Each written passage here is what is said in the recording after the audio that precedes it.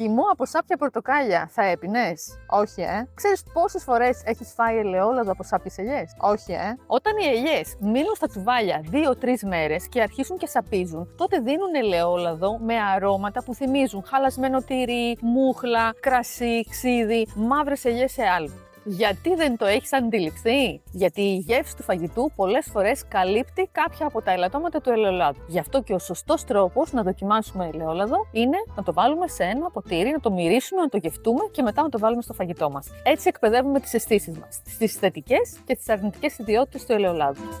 Το εξαιρετικό παρθένο ελαιόλαδο δεν είναι τύχη, είναι επιστήμη. Χρειαζόμαστε υγιή καρπό, άμεση έκθλιψη, καθαρό ελαιουργείο, γνώση, σωστές ρυθμίσεις μηχανημάτων, θερμοκρασιών και φυσικά ιδανικές συνθήκες αποθήκευσης και τυποποίησης. Αν κάτι από όλα αυτά δεν πάει καλά, το αποτέλεσμα δεν είναι εξαιρετικό παρθένο. Μπορεί να είναι παρθένο ελαιόλαδο, δηλαδή να έχει κάποιο ελάττωμα, ή λαμπάντε, δηλαδή μη βρώσιμο.